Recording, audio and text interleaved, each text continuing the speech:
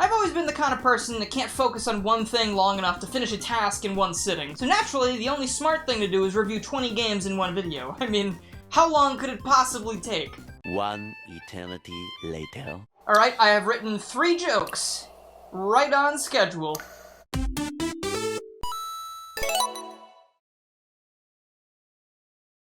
Another year, another Sonic Amateur Games Expo. But why are there games unrelated to Sonic at something with Sonic in the name? Well, my dear viewer, that's because people can support more than one series at a time.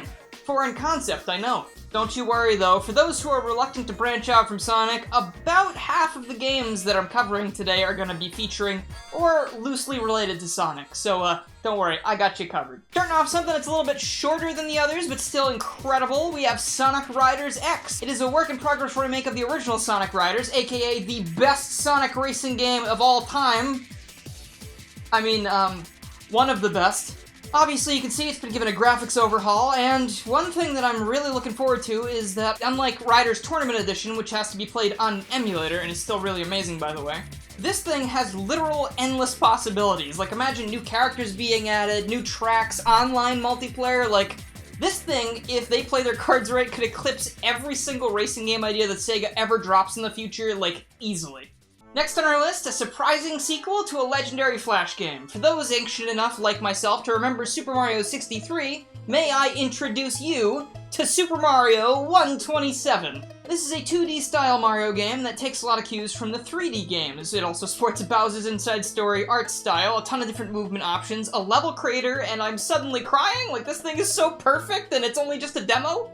After years and years of the new Super Mario Bros. Games just kind of polluting the airspace and getting really old, if you ask me, and I'm sure a lot of other people, it's nice to see something that's not just new, but also pretty unique when it comes to 2D Mario. And you know, who knows when Nintendo's gonna try that again, because Mario Maker 2's just been sitting around for a while, so grab FLUDD, change your player to the best Mario brother, and experience this totally terrific 2D treat of a game. If you're after Sonic games today, boy do I have a present for you. I'm sure most of you remember this funny freak of nature. Well, I can't believe I'm saying this, he actually has a sequel now. And yet it took Square Enix 14 years to make a sequel to The World Ends With You. I mean, looking at the two of these things, who do you think really needed that much development time? It's unrelated, but please play Neo, it's a very good game. F2 was made in Scratch, if the people in chat are to be believed, and saying that out loud is actually making me realize I should probably do more research on my own. But basically, this game is Sonic, except with less controversy surrounding it. The only issue I really see with it is that the landscapes you run around on are pretty blurry, but you know, not really sure what's intentional and what isn't here, so I choose to just see this as the masterpiece it is. It has absolutely no flaws. The following game might not have a whole lot of content yet, but it's insanely charming, and especially if you like rhythm games, this is one that you need to look at. Scratch and Melody is a Parappa-like game, and after playing it, it really makes me hope that Parappa-like could become like an official genre someday. That being said, I've never played the Funny Dog game before, but I do love the bumpin' tunes it's got in store, and the animation is really, really fun. Just like in Melody. Now, I'm sure it's probably obvious, but I think most people have more rhythm in one pinky than I have in my entire body, so I'm usually terrible at rhythm games like this, but I don't even care. I've been playing it every single night to try and get better at it. And so far, I have not gotten bored, and it's been like a really fun experience to try and improve. I mean, sure, some nights I unlock Ultra Instinct and I manage to get a C rank, but most of the time I'm just getting clowned on by the friendliest looking clown I've ever seen in my life. Now, I swear this isn't a pattern, but this next Sonic game doesn't actually involve Sonic at all because, let's be honest, he's old news. Big the Cat's obviously the best choice for a spin-off game, and as for genre, I'm thinking maybe open world game? Yeah, I don't know, the devs of this one are gonna go down as the smartest gamers of all time. Big's Big World is a game in which Big traverses his big world to try and find Froggy, and I mean, what else is new, I guess? This game is a Breath of the Wild parody in the most amazing way possible. It's just a gigantic map for Big to explore, and they threw in a whole bunch of recognizable Sonic locations for you to find along the way.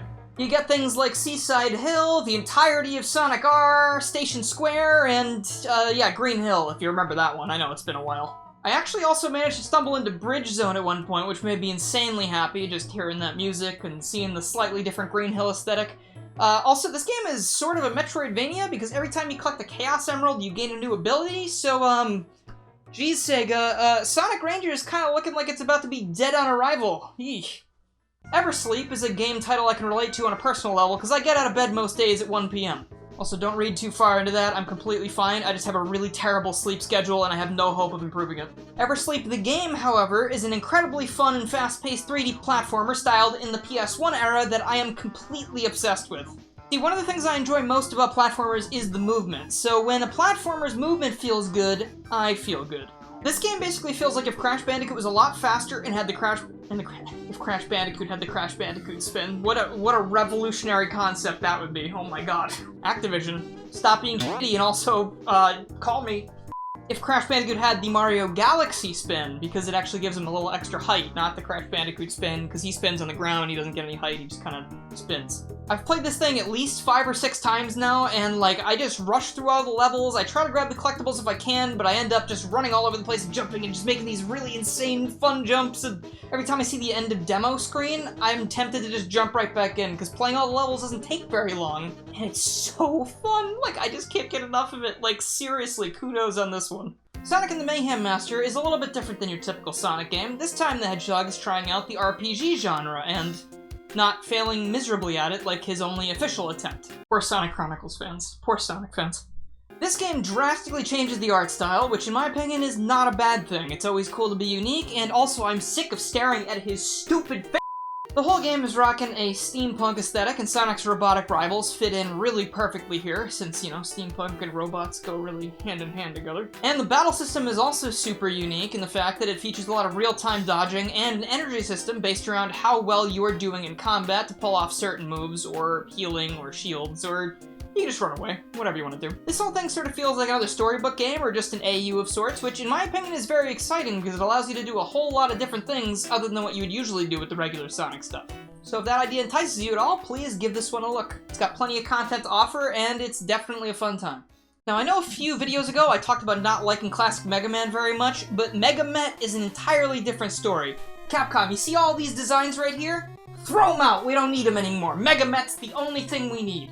Every character in this game is now a Met, just like in New York, which means they can block your attacks, but you can block their attacks as well. With the new shield block system, you're able to choose what times to blast and what times to block, and make your way through the new Ice Met stage before teaching your adorable adversary a lesson. Beating the level also gives you access to all of Mega Met's other abilities that'll be coming in the future, which some are really fun for platforming, so I'm really excited to die over and over again when this game finally releases. Sonic Triple Trouble 16-bit is a 16-bit remake of Sonic Triple Trouble. Duh. I've talked about this one in the past, but it is now back with another demo featuring Meta Junglera and Sunset Park. The jury's still out on what the heck a Junglera is, but I do know that it is an amazing place filled with fun gimmicks and danceable tunes, and that's good enough for me. Being able to swap between Sonic and Tails at any time really makes exploration and keeping up your speed an easy endeavor. And as the demo ends, I can feel the tears streaming down my face because somehow this game has become even more incredible than the original without outright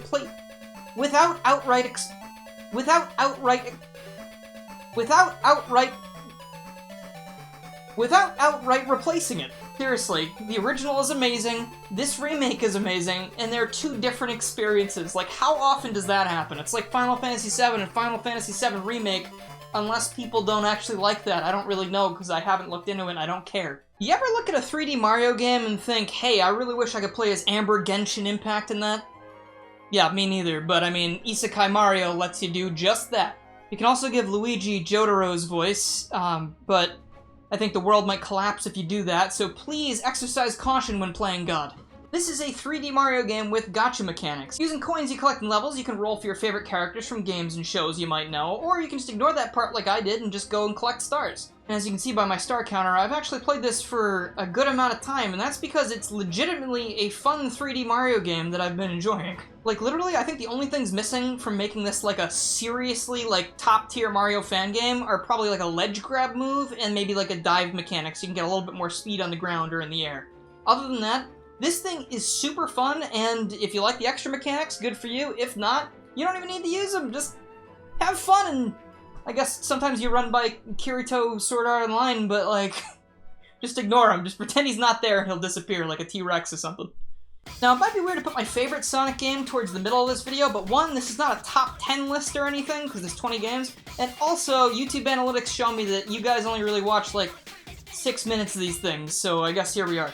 Sonic Rush 3D is something that I'm sure you could use your brain to figure out what it is in about 10 seconds. We've got the aesthetic, we've got the music, we've got the trick system. I'm in love. It's as simple as that. The demo features Water Palace as its only level, and it's geniusly woven into the Sonic Unleashed lore. I mean, look at it. Water Palace being a part of a Podos makes so much sense. They both look so similar.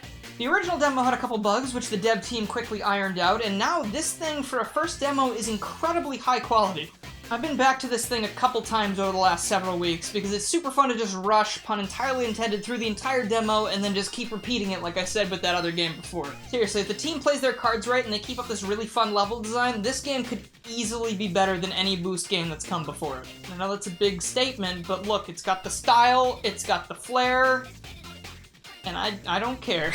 That was mean, I'm sorry. Robots and Things is a 3D platformer that takes a lot of cues from the Mario series. You've got jumps with incremental height changes, you've got the side flip, you've got the galaxy spin. I guess that's a popular one for this contest. And they all come together in a perfect harmony to help you traverse through all of the levels found in this demo. And guys, there are a lot of levels in this demo. Like last time I played this thing, I easily got 6 hours of gameplay out of it, and that's like sort of like a full Mario game occasionally, depending on which one you're playing. Again, it's not even finished yet. They're still working on the thing. There's going to be a lot more. So, man, I don't know what you're waiting for. Like, this thing is just sitting there for free for you to check out. And if my praise and the ability to put a little hat on this fella doesn't make you want to play this game more, I'm sorry, you might have less soul than the protagonist of this game. And since this worked so well earlier, how about another Sonic game that doesn't feature Sonic at all? Chaos Dynasty Honey, really intense name by the way, is a game that stars everyone's favorite cut content cat, Honey the Cat. At first I was just going to say favorite cat, but I'm pretty sure that we have another favorite cat in mind. Since she's from a fighting game, she has a little bit more finesse to her moves as opposed to, you know, your regular 3D character platformer mascot guy. But the level does feel a little bit like a test stage for now. I mean, it does seem pretty early in development, but it's still fun to platform around and beat up those puny robots. And that's pretty much all I gotta say about it. Radventure is about a green dinosaur Rayman Crash Bandicoot Sonic the Hedgehog hybrid of some kind. Yeah, let that sink in for a second. This is yet again a 3D platformer because it's the best genre and I want to talk about them more. Fight me. I've been watching the production of this one for a while now, and even seeing the evolution from just last stage to now, I am completely blown away by this project. Instead of having a wide open area to explore like last time, we have a couple more linear levels. Despite that fact, I still managed to get lost, but it was more because I was trying to collect every single little shiny floating object that I could, and, you know, I was still having fun despite the fact that I was backpedaling all the time. Like, imagine making backtracking, even if it's accidental, fun. Like, not a lot of people can do that. Later on in the game, they even give you a little homing attack move, and that's used to ascend up a vertical chase section with water coming up through this cave, and it's just like, oh my god, I'm having so much fun, and I can't stop, and wow! This game also has a dedicated fart button for some reason, and I'm gonna blame you guys if Nintendo ever makes another Wario game and they cannibalize that idea. That's on you. Sonic Encore, our final Sonic game of the video, is a 3D reinterpretation of a bunch of Sonic 2 stages, Mystic Caves, Oil Ocean, and Aqua Park from Sonic 2 Game Gear. These stages are obviously expanded to a crazy degree because they are now in 3D over 2D, and they are more schmovable than I ever imagined they could be. For real, the schmovability is off the charts! The only stage I'm not super fond of is Mystic Caves, since I kept hitting dead ends no matter where I was going, but every other stage, especially if I was using Blaze, I could just use the moves at my disposal, and I would just be soaring through the skies and making these crazy homing attack chains, and man, I was having this thing called fun. Which sometimes I don't have when I talk about, you know, the mainline Sonic games, but this one, oh, I was having it. Also, can we just talk about Aqua Park for a second? Because, like, that was the worst level in Sonic 2, in my opinion, turned the best level in this game, because the water doesn't slow you down too much, and using all your moves, and you just get so much speed that you can just breach out of the water like a crazy, majestic cat dolphin, and I have never felt so amazing or in breach of something before. Hey, do you fellas like Luigi? No. Hey, well that's kinda rude, he's right here. Luigi and the Quest for Nothing 2 is a brand new 2D Mario experience in the style of the Game Boy Color, featuring Luigi and this nameless green toad that must really idolize this man because he follows him and copies his moves exactly.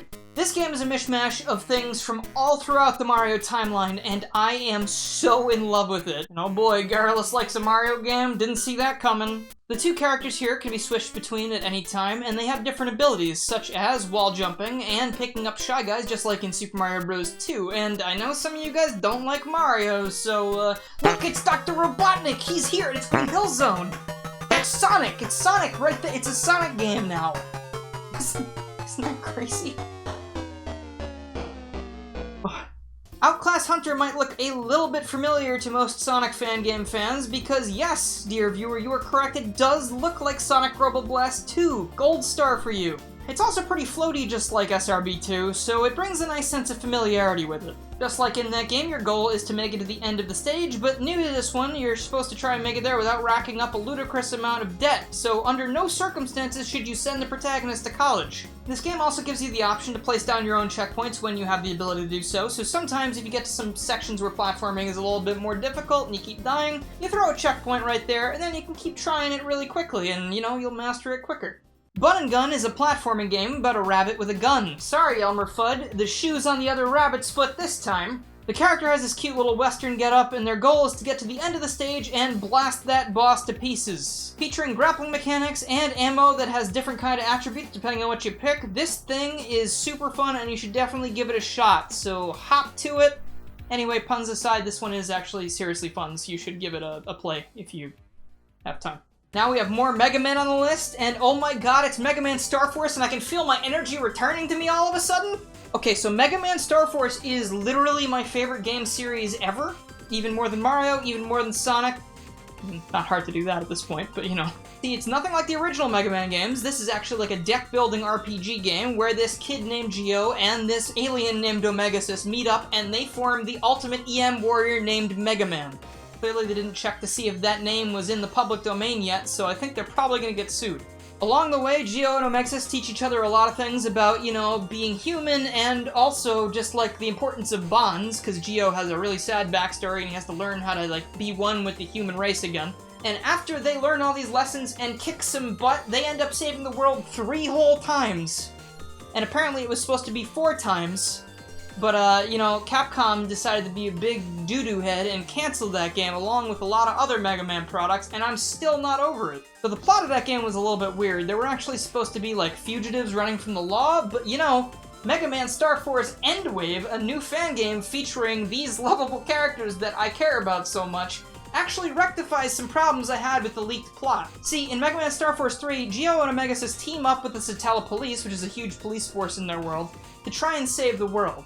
And they go to a lot of extreme lengths to try and make this happen, including creating a false EM being for one of their agents to merge with, effectively becoming another Mega Man-esque figure. So seeing that, the creator of Endwave has made it so that the Satella Police has gone way off the deep end, and Geo is now in the place of like a freedom fighter as opposed to just a fugitive. Instead of living under the iron fist of this government that's trying to police way too much stuff, Geo is going to try and make the world a better place, just like he's been doing the whole time. This game opts to be a little bit more in style to Battle Network as opposed to Star Force, where you have the 2D perspective instead of the 3D gameplay, but it doesn't really change too much because all of Geo's regular mechanics are still there. There's no deck building in this demo yet, but there are 2 full dungeons and 2 boss fights, one of which is actually pretty challenging and I only like scraped by the skin of my teeth, and man, I am so happy that this exists and it's just continuing like the trend of Star Force getting coverage. There's even some Star Force content getting added to the new Mega Man mobile game right now, and man, it just makes me really happy to see these characters still alive and kicking after all this time. In the final game, man, it took a long time to get here, but boy was it worth it. We have Project Rascal, or I've just been calling it Rascal. That stars this little rascal, oh maybe that's why they call him that, who can, like, retreat his entire body into his head and roll around like a weird ball. This is a huge, open, 3D Sonic-esque game that is made by the same people who made Sonic GT, and that game was legendary.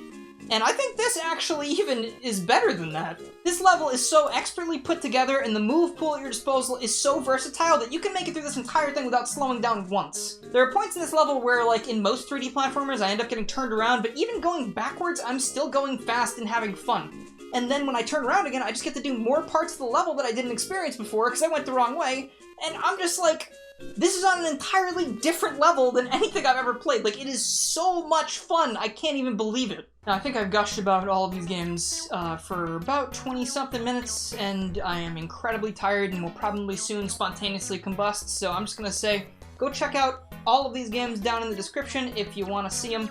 please do check out some of them and support them. They are amazing, and I'm very glad I got to talk about them today. Oh geez, there it goes. Here I go disintegrating. Oh geez. I really did disintegrate after the filming of this video. I'm incredibly tired. But if you made it this far into the video, please let me know down in the comments, because not a whole lot of people make it here. It's almost like you're in a secret club and you're really cool. If you like this video, please subscribe, click the bell, follow my Twitter, and join the Discord to keep up with more Sonic and other things that aren't Sonic, because there's a lot of not Sonic here, because I do a lot of things. I'd also like to give a huge thank you to my current supporters, who are Brady Hilkemeyer, Noah Wizbios, Mailman19, Kaido the Samurai, Danny Lee Dauber, Mike TGC, Chaotic Mercenary, Dax, Nick Runcraze, Hook Drago, T-Bone APH, The 7 Superstars, Crystal, Ty Little Tech Guy, PM13, Chaos, Jeremy, Dork in the Hat, Mega Traffic Cone, and on Patreon, Noah Wizbios, T-Bone APH, and John the Real Wawa Luigi. Thank you also to everyone in the $1 tiers, because even $1 helps, and remember, even if you just join the $1 tier, you get access to things in the Discord, such as thumbnail stuff, updates on videos, sometimes blooper stuff, and you also get these little badges right next to your name whenever you comment on the videos, and they change in color depending on how long you've been a supporter.